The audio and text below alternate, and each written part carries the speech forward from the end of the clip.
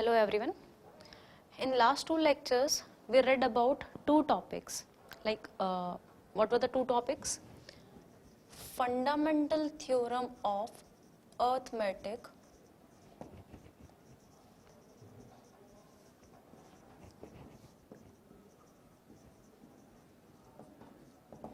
What was fundamental theorem of arithmetic? बताया था कि हर कंपोजिट नंबर को अपन प्रोडक्ट ऑफ प्राइम्स के फॉर्म में लिख सकते हैं और वो फैक्टराइजेशन जो होता है वो यूनिक होता है accept in the order in which it occurs. ये अपन ऑलरेडी पढ़ चुके हैं, इसके बेसिस पे अपन क्वेश्चंस कर चुके हैं. और इसके बाद अपन ने एक टॉपिक पढ़ा था प्रूफ ऑफ इर्रेशनैलिटी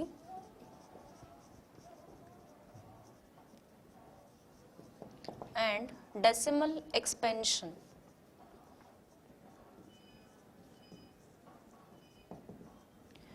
इसमें क्या करा था अपन ने? दो टॉपिक्स हैं इसके अंदर. एक तो प्रूफ ऑफ इरेशनलिटी. इसमें अपन ने प्रूफ किया था कि जैसे √2 को कैसे इरेशनल प्रूफ करना है, √3 को इरेशनल प्रूफ करना है, 5 + √2 को इरेशनल प्रूफ करना है. तो प्रूफ ऑफ इरेशनलिटी में अपन ने पढ़ लिया था.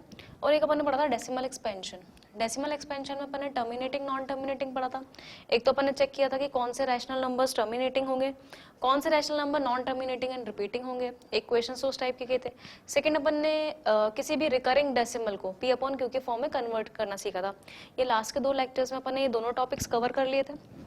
अब इन दोनों टॉपिक्स के अपन ऑलरेडी क्वेश्चंस कर चुके हैं थ्योरी के साथ. अब कुछ एक्स्ट्रा क्वेश्चंस करते हैं इसके बेसिस पे.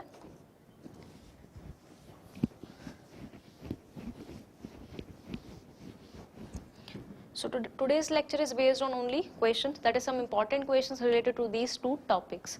Okay, question number 1 is,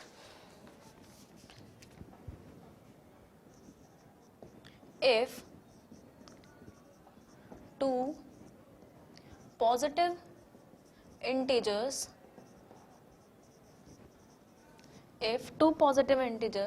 A and B are written as A is equal to x cube y square and B is equal to xy cube, where x and y are prime numbers, then find HCF of A and B. So question number 1 is, if two positive integers A and B, दो positive integers हैं A और B. A को क्या लिख रखा है x cube y square और B एक दूसरा पॉजिटिव इंटीजर है जिसको अपन ने लिख रखा है x y cube. ये दो पॉजिटिव इंटीजर्स हैं और इसमें कंडीशन गिवन है कि x और y है क्या है, प्राइम नंबर्स है. Then find the HCF in A and B. We have to find the HCF of these two numbers, that is A and B. Fundamental theorem of arithmetic में अपन ने पढ़ा था कि किसी भी एक कंपोजिट नंबर को प्रोडक्ट ऑफ प्राइम्स के फॉर्म में लिख सकते हैं. That means A composite number है जिसको अपन ने प्रोडक्ट ऑफ प्राइम्स के फॉर्म में लिख रखा है. B भी एक कंपोजिट नंबर है जिसको अपन ने प्रोडक्ट ऑफ प्राइम्स के फॉर्म में लिख रखा है. लास्ट क्लास में जब अपने फंडामेंटल थ्योरम ऑफ अरिथमेटिक पढ़ा था, जब अपने HCF LCM निकाला था. HCF कैसे निकालते हैं किसी भी दो नंबर्स का? जो लोवेस्ट पावर होती है प्राइम नंबर्स की उसको अपन बोलते हैं HCF. तो जैसे अगर मुझे A और B का HCF निकालना है, जैसे अपन नंबर्स में HCF निकालते हैं वैसे ही वेरिएबल के क्वेश्चन में भी सेम प्रोसेस अप्लाई करते हैं. नंबर्स में कैसे HCF निकालते हैं? जैसे अगर लेट सपोज 2 की पावर 2 5 की पावर 3 है और 2 की पावर 1 5 की पावर 2 है, तो स्मॉलेस्ट वाली वैल्यू ले लेते हैं. इसमें पावर 2 और पावर 1 में से स्मॉलेस्ट पावर 1 है तो 2 की पावर 1 ले लेते हैं. इन दोनों से स्मॉलेस्ट 5 की पावर 2 है तो 5 की पावर 2 लेते हैं. तो ये HCF होता है. सेम केस वेरिएबल के साथ भी सेम केस है. यहाँ पर x की पावर 3 और यहाँ पर x की पावर 1 है. स्मॉलेस्ट है x की पावर 1 तो x की पावर 1 ले लेंगे. y स्क्वायर और y क्यूब में से स्मॉलेस्ट y स्क्वायर है इसलिए अपन स्मॉलेस्ट वाले ले लेंगे. तो HCF जो होगा A और B का कितना होगा, x की पावर 1 और y स्क्वायर. जैसे नॉर्मल अपन नंबर्स के केस में करते हैं वैसे ही आपको वेरिएबल्स के केस में भी HCF LCM उसी तरीके से निकालना है. So this was our question number 1. Second question is,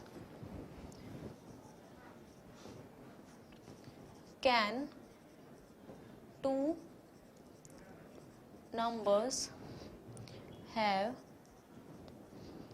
18 as their HCF and 380 as their LCM. So in this question what we have to do is we have to find out कि ऐसे कोई दो numbers हैं जिनका HCF तो 18 आना चाहिए और उन्हीं दोनों नंबर्स का LCM 380 आना चाहिए. एक प्रॉपर्टी याद रखनी पड़ेगी इसके लिए अपन को.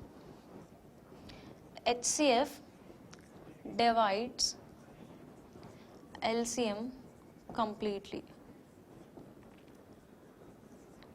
So प्रॉपर्टी क्या है? HCF जो है वो LCM को पूरा डिवाइड करता है. कंप्लीटली डिवाइड करने का मतलब रिमाइंडर कितना आता है? 0. किसी भी दो नंबर्स का HCF निकालेंगे और किसी भी दो नंबर्स का LCM निकालेंगे. जैसे कोई एग्जांपल ले लेते हैं. एक नंबर है अपने पास 4 और एक नंबर है अपने पास 8. इसका अपन को HCF और LCM निकालना है. इसके फैक्टर्स हो जाएंगे 2 की पावर 2, इसके फैक्टर्स हो जाएंगे 2 की पावर 3. तो इन दोनों का LCM आ जाएगा हाईएस्ट पावर दैट इज 2 की पावर 3 और इन दो नंबर्स का HCF आ जाएगा लोवेस्ट दैट इज 2 की पावर 2. तो LCM कितना आ गया? 2 की पावर 3 विच इज 8 और LCM कितना आ गया? 2 की पावर 2 दैट इज 4. LCM जो है HCF जो है वो LCM को कम्प्लीटली डिवाइड कर रहा है. 4 जो है 8 को कम्प्लीटली डिवाइड कर रहा है. ऐसे ही किसी भी दो नंबर्स का जब HCF LCM निकालते हैं तो HCF जो है वो LCM को कम्प्लीटली डिवाइड करता है. तो चेक कर लेते हैं कि अगर 18 जो है वो 380 को कम्प्लीटली डिवाइड करेगा दैट मीन्स वो पॉसिबल केस है. That means we have to find 380 by 18. Now 380 by 18, 18 two जा 36, रिमाइंडर 20, 1 टाइम 18, रिमाइंडर 2. सो जब अपन इसको डिवाइड करेंगे तो ये अपने पास 21.1111 समथिंग आता जाएगा. ये इसको कम्प्लीटली डिवाइड नहीं कर रहा है. रीज़न रिमाइंडर कितना आ रहा है इस केस में? 2. अभी मैंने बताया कि HCF जो होना चाहिए वो LCM को कम्प्लीटली डिवाइड करना चाहिए तो ही केस पॉसिबल है. यहाँ पे डिवाइड नहीं कर रहा है that means our answer is no. किसी भी दो नंबर्स का HCF 18 और उन्हीं दोनों नंबर्स का LCM 380 साइमल्टेनियसली नहीं हो सकता है. Question number 3 is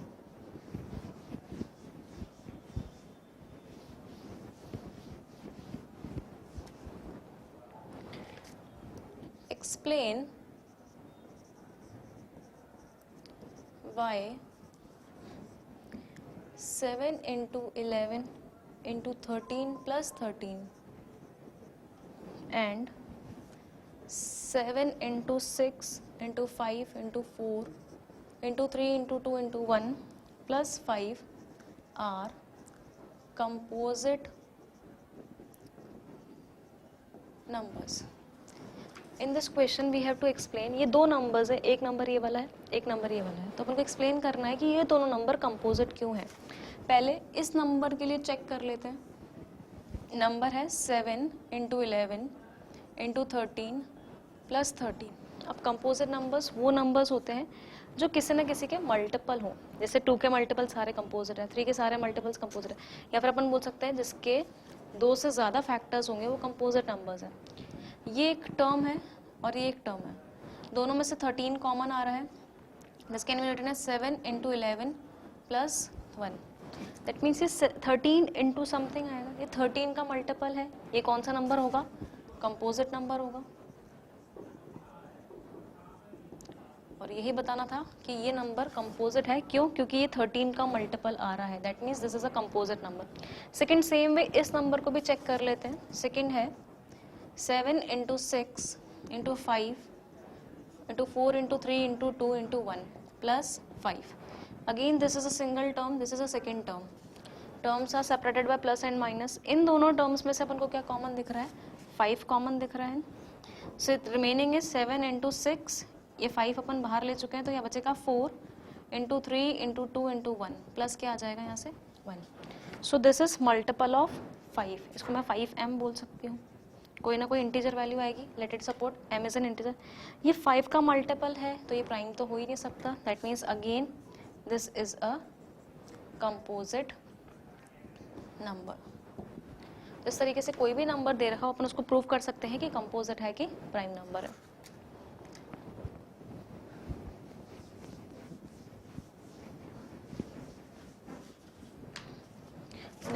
Question number 4 is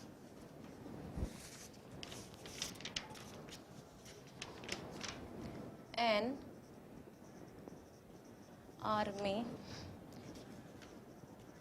contingent of 616 members is to march behind an army band of 32 members in a parade. The two groups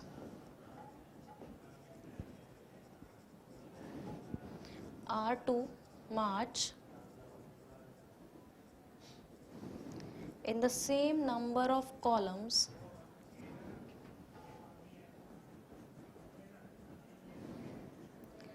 what is the maximum number of columns in which they can march? Okay, so question is, एक army contingent है 616 members का. Total कितने members हैं? 616 members हैं. Is to march behind an army band of 32 members in a parade. Total members अपने पास 6162 members हैं.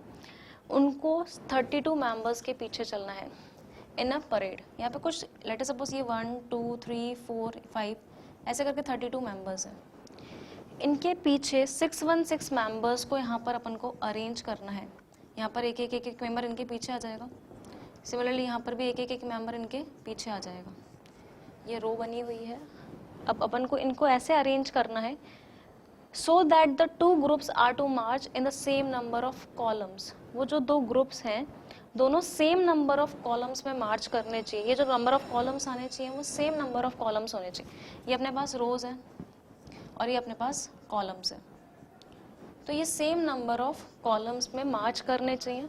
What is the maximum number of columns in which they can March? Now upon already पढ़ चुके हैं कि कहाँ पर HCF निकालना है और कहाँ पर LCM निकालना है. इन नंबर्स में टोटल मेंबर्स 616 हैं और 32 मेंबर्स वहाँ हैं. इनको अरेंज करना है इनमें.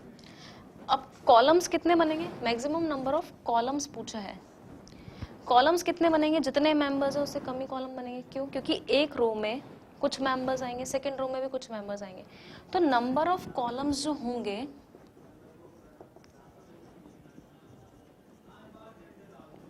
वो 616 से तो छोटा ही होगा. और जहां अपन को छोटा नंबर निकालना होता है वहां पर क्या निकालते हैं अपन? HCF. So number of columns किसके इक्वल होगा? Maximum number of columns that is HCF of 616 and 32. यही आंसर होगा. HCF निकाल लेना इन दोनों नंबर्स का. You will get a number 8.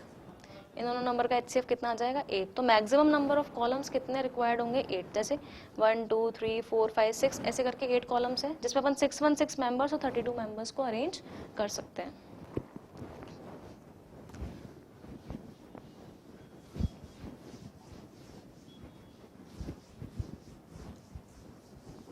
Next question number 5 is Lena has music class on alternate days.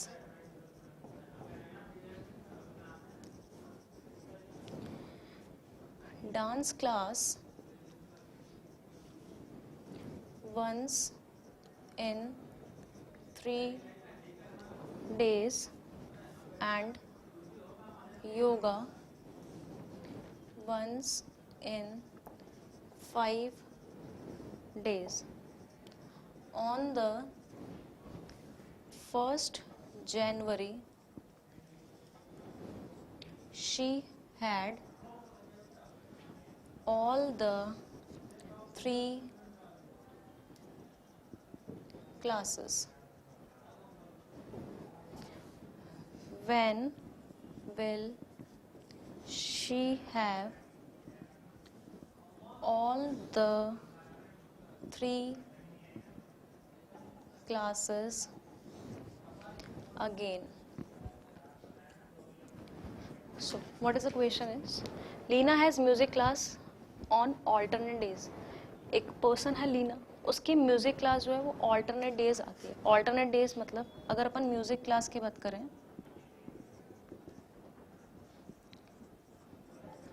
तो उसकी म्यूजिक क्लास हर alternate days में आती है, मतलब हर 2 दिन में उसकी म्यूजिक क्लास आती है. तो हर 2 डेज मतलब अपन बोल सकते हैं once in 2 days. Alternate days एक दिन एक छोड़कर एक दिन. Next is dance class once in 3 days.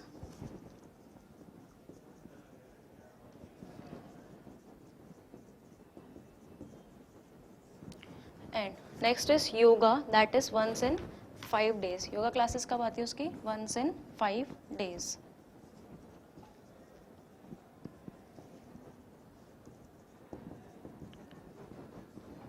Now आगे क्वेश्चन में बोल रखा है on the 1st of January she had all the 3 classes. 1st January से उसने स्टार्ट किया. Let us suppose music class भी थी उस दिन, डांस क्लास भी थी और योगा क्लास भी थी. When will she have all the 3 classes again? अब म्यूजिक क्लास जो है हर 2 days में आएगी.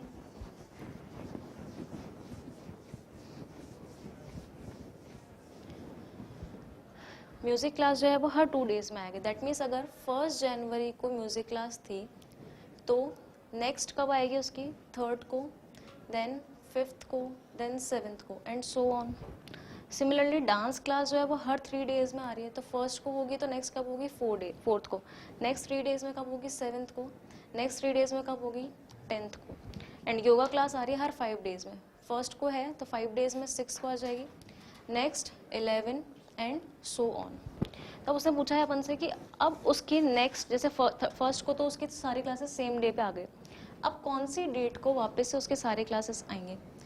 आंसर जो होगा वो 2 से 3 से और 5 से बड़ा होगा. सो अपन को क्या निकालना है? एलसीएम. अपन ऑलरेडी पढ़ चुके हैं कि जब भी जो वैल्यूज हैं उनसे बड़ा नंबर निकालना है दैट मीन्स एलसीएम निकालना है, और छोटा नंबर निकालना है तो एचसीएफ निकालना है. So LCM of we will find LCM of 2, 3 and 5 which is equal to 6 and 5 that is 30 days. So we can say after 30 days उसकी तीनों क्लासेस वापस मर्ज हो जाएंगी. So अगर 1st जनवरी को उसकी क्लास थी फर्स्ट वाली तो प्लस 30 days कर देते हैं उसमें अपन which is equal to 31st of January. So यहाँ से अपन ये बोल सकते हैं कि उसके वापस से तीनों क्लासेस किस डे पे आएंगी? 31st of January को.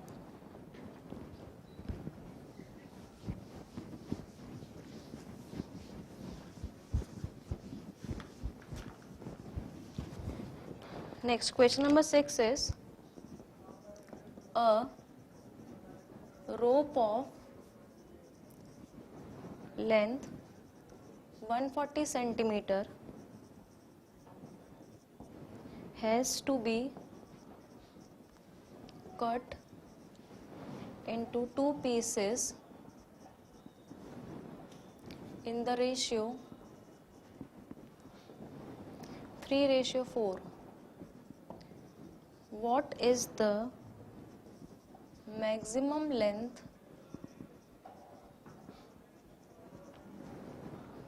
of the measuring stick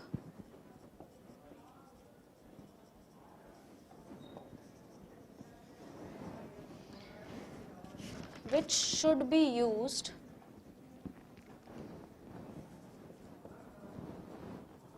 to measure both the lengths?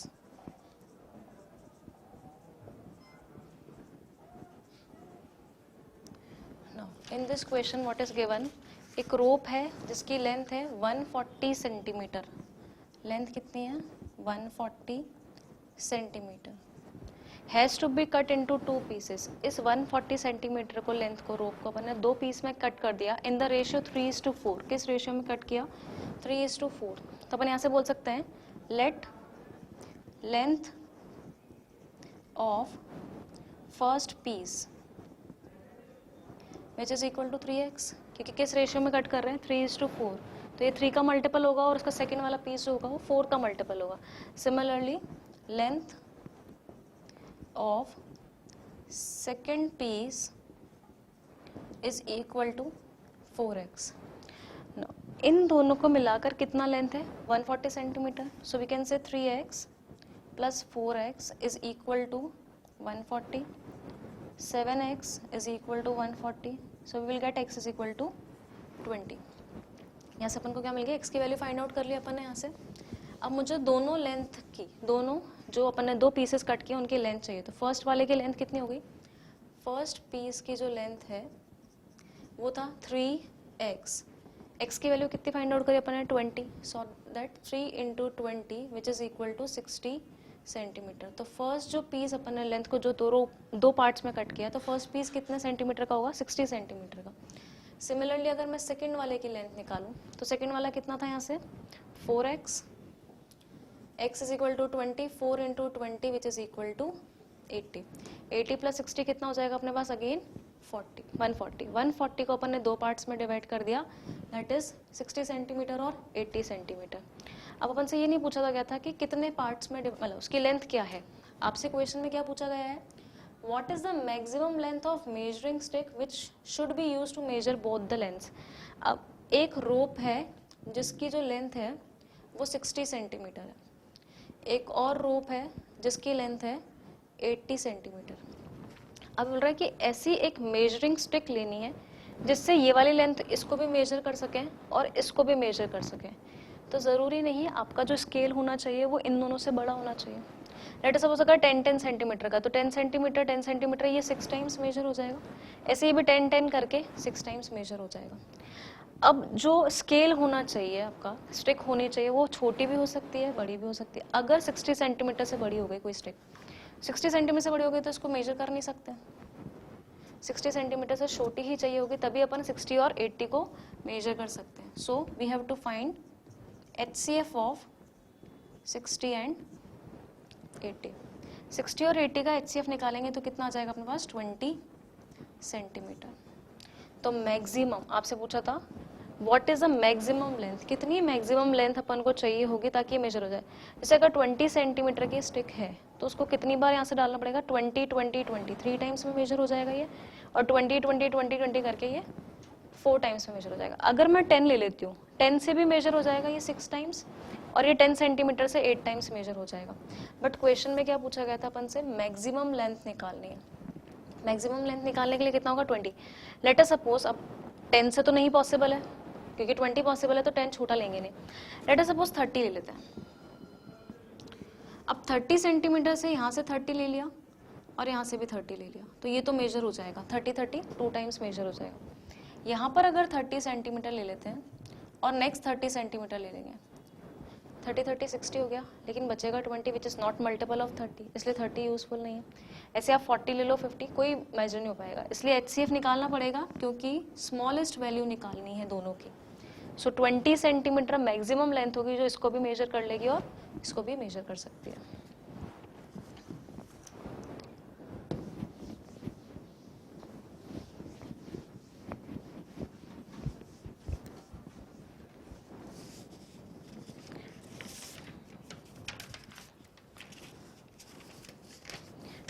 Next question is,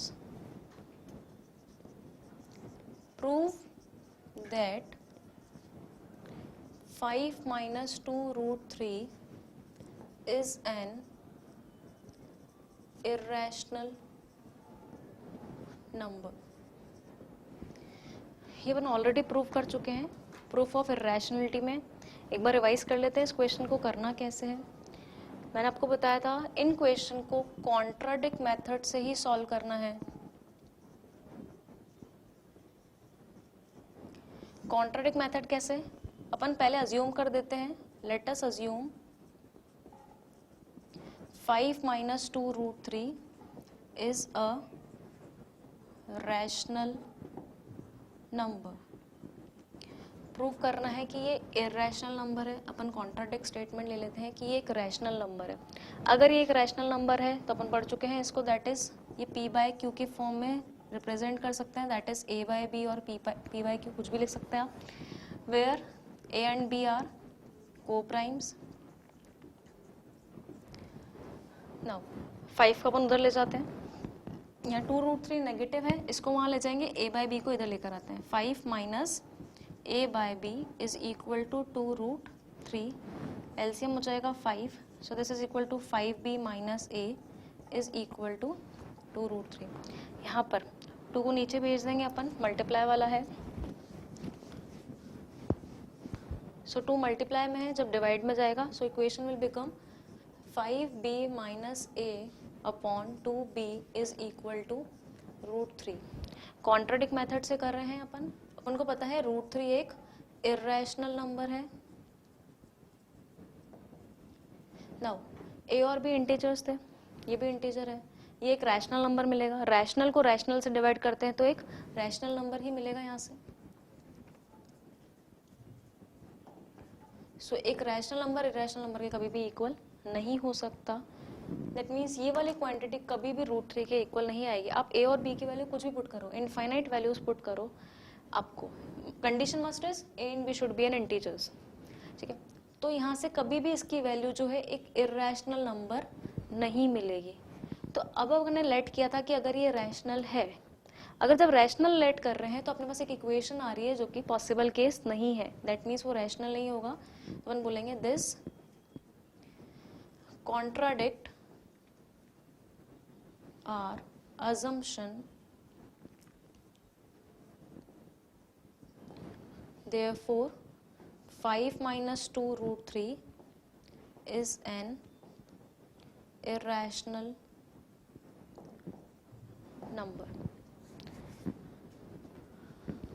Moving on to next question.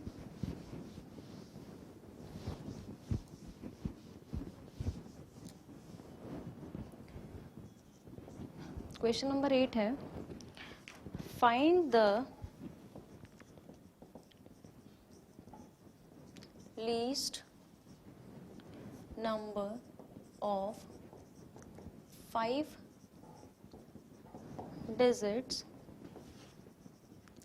which when divided by 40, 60 and 75 leaves remainder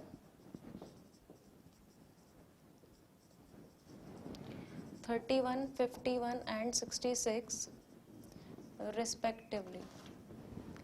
okay, so question क्या है, एक least number निकालना है 5 digits का जिसको अपन 40 से 60 से और 75 से डिवाइड करें। मैंने आपको बताया था कि अगर जैसे x को 40 से डिवाइड करें, x को ही 60 से डिवाइड करें और x को ही 75 से डिवाइड करें, तो इस केस में रिमाइंडर आना चाहिए 31, इस केस में रिमाइंडर आना चाहिए 51 और इस केस में रिमाइंडर आना चाहिए 66। डिविडेंड निकालना है, इससे बड़ी क्वांटिटी निकालनी है तभी रिमाइंडर बचेगा। तो अपन को क्या निकालना है, दैट मीन्स एलसीएम। अब ये कौन सा केस हो गया, 3 नंबर्स हैं, एक है 40, दूसरा है 60, तीसरा है 75।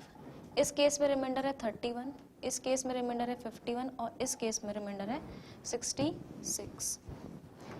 ये कौन सा केस होगा, केस नंबर 4, जिसमें डिफरेंट रिमाइंडर्स आ रहे थे। 4 केसेस पढ़े थे, 2 तो एचसीएफ के, एक same reminder different reminder, then LCM का सेम रिमाइंडर, एलसीएम का डिफरेंट रिमाइंडर। ये एलसीएम का केस हो गया क्योंकि उनको बड़ा नंबर निकालना है, और ये डिफरेंट रिमाइंडर वाला केस है।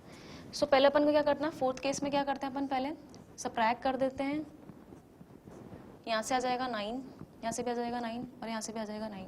अपन ने पढ़ा था उसमें केसेस में 4 केसेस पढ़े थे लास्ट लेक्चर में, last to last lecture, fundamental theorem of arithmetic. जिसको याद नहीं उस लेक्चर को कंसल्ट कर लें। ये सेम रिमाइंडर आ जाएगा आपका, भले डिफरेंस जो है वो सेम आना चाहिए, वही केस पढ़ा था। तो अपन क्या करते हैं इस केस में, एलसीएम निकाल लेते हैं किसका, 40, 60 और 75 का, जो 3 नंबर्स को अपन, जिस 3 नंबर से अपन डिवाइड कर रहे हैं अपने नंबर को, इन तीनों नंबर का एलसीएम निकाल के जो सेम आ रहा है इसको माइनस कर देते हैं। करके देखते हैं, माइनस का 9 करना है, आपका रिक्वायर्ड नंबर ये होगा। इन तीनों का जब एलसीएम निकालोगे you will get 600। When we will do -9, so we will get 591। अब 591 आंसर तो करेक्ट है, वो एक ऐसा नंबर है जिसको मैं 40 से डिवाइड करूँगी तो रिमाइंडर 31 आ जाएगा, इसको मैं 60 से डिवाइड करूँगी तो रिमाइंडर 51 आएगा, और 75 से डिवाइड करेंगे तो रिमाइंडर 66 आएगा।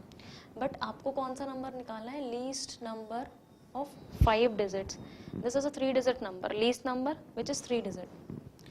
5 digit number निकालने के लिए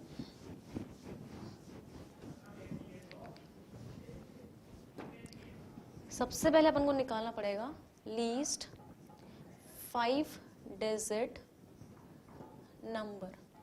लीस्ट 5 डिजिट नंबर होता है 1000. ये लीस्ट 5 डिजिट नंबर है.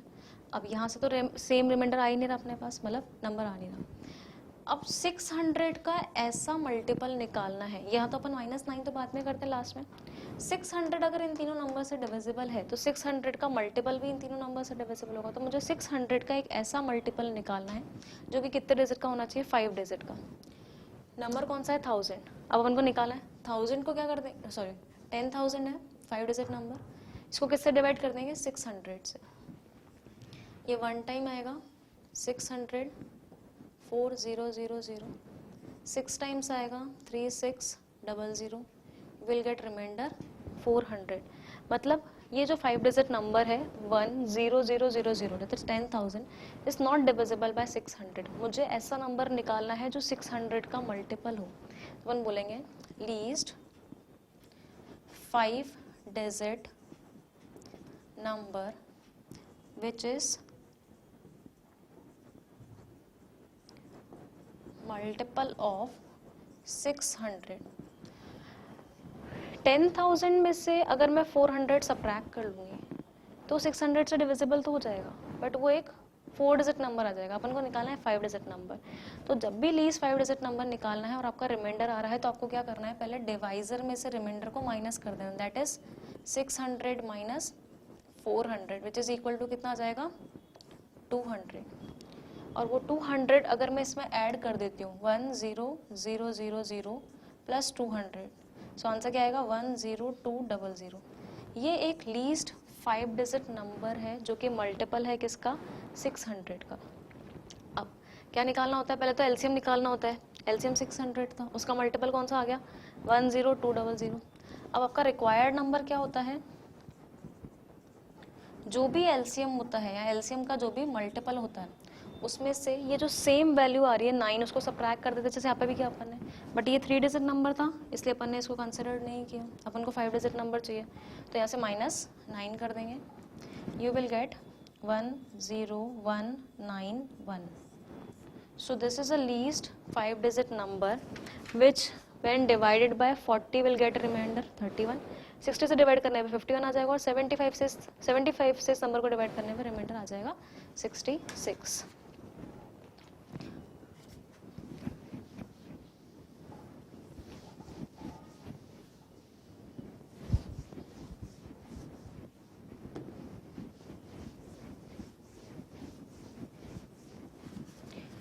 एक लास्ट क्वेश्चन कर लेते हैं इसका. Question is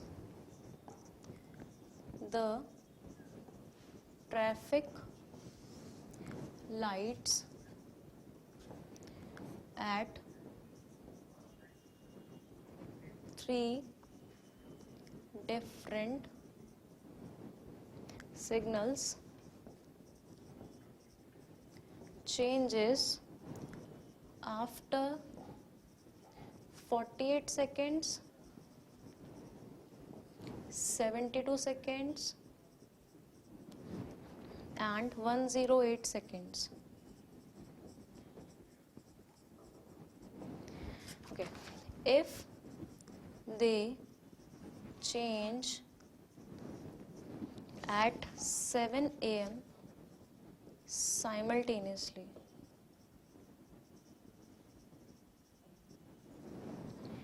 how many times they will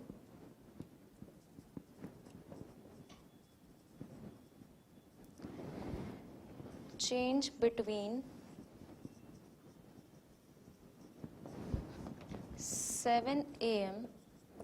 to 7:30 a.m. simultaneously.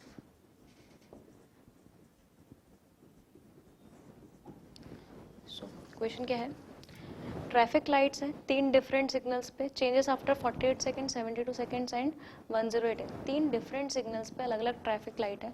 पहली ट्रैफिक लाइट हर 48 सेकेंड्स में चेंज होती है, सेकेंड वाली जो है वो हर 72 सेकेंड्स में चेंज होती है, और थर्ड वाली जो है 108 सेकेंड्स में चेंज होती है। अब तीनों जो है कितने बजे स्टार्ट किया? 7 AM पे तीनों एक साथ चेंज हुई थी। How many times will they change between 7 AM to 7:30 AM? अब 7 AM पे तीनों ने एक साथ स्टार्ट किया। आपको बताना है 7 AM से 7:30 के बीच में पूरा टाइम में, मतलब हाफ आवर में, वो कितनी बार साइमल्टेनियसली चेंज होंगी। अब अगर एक 48 सेकेंड में चेंज हो रही है तो दूसरी 48 इंटू 2 में होगी, ये 72 इंटू 2, ये 108 इंटू 2। तो आपका जो आंसर आएगा मतलब जो सेकेंड टाइम वो वापस से करेंगी, साइमल्टेनियसली चेंज करेंगी, वो इनसे बड़ा ही होगा। दैट मीन्स अपन को एलसीएम निकालना है। और एक चीज़ ध्यान रखना, जब भी ये बोलता है question when they will toll together, when they will meet together, when they will glue together, उन सब केस में अपन को क्या निकालना होता है? एलसीएम। यहाँ से एलसीएम ले लेंगे 48, 72 और 108 का। प्राइम फैक्टराइजेशन मेथड से अपन एलसीएम निकाल सकते हैं। आपका आंसर आ जाएगा यहाँ से 432 सेकेंड्स। 432 सेकेंड्स को अपन मिनट्स और सेकेंड्स में चेंज कर देते हैं। So you will gate 7 minutes 12 seconds। तो अब अगर ये इतने सेकेंड्स में चेंज हो रही है तो नेक्स्ट टाइम वो वापस से कब सेम साइमल्टेनियसली चेंज होंगी? 7 minutes 12 seconds के बाद। अब आपसे पूछा गया है कि 7 AM टू 7:30 AM में वो कितनी बार साइमल्टेनियसली चेंज होगी। 7 AM से 7:30 AM अगर मैं बात करूं तो कितना टाइम्स हो गया? 30 मिनट्स हो गए। 30 मिनट्स में पूछा है वो कितनी बार चेंज होगी। अब हर 7 minutes 12 seconds में हो रहा है। अगर अपन 7 minutes के अकॉर्डिंग देखें तो 7 इंटू 4 अगर मैं कर दूं तो कितना आता है? 28। तो 30 मिनट्स को अगर मैं अपन बोले तो 28 मिनट्स में तो वो कितनी बार हो जाएगी? 4 टाइम्स चेंज हो जाएगी। रिमेनिंग रहेगी अपने पास 2 मिनट्स। अब 2 मिनट्स में तो 0 टाइम ही होगी, क्योंकि 1 टाइम के लिए कितना टाइम लग रहा है उनको? 7 मिनट्स तो मिनिमम चाहिए 1 टाइम के लिए, तो 2 मिनट्स में तो वो हो ही नहीं पाएगा। 28 मिनट्स में 4 टाइम्स हो गया, तो टोटल वो कितनी बार साइमल्टेनियसली चेंज होंगी? 4 टाइम्स। किस ड्यूरेशन में? 7 टू 7:30 के बीच में। सो ये कौन सा केस था आपका? एलसीएम का। ये अपन ने कुछ इंपॉर्टेंट क्वेश्चंस कर लिए एलसीएम और एचसीएफ के।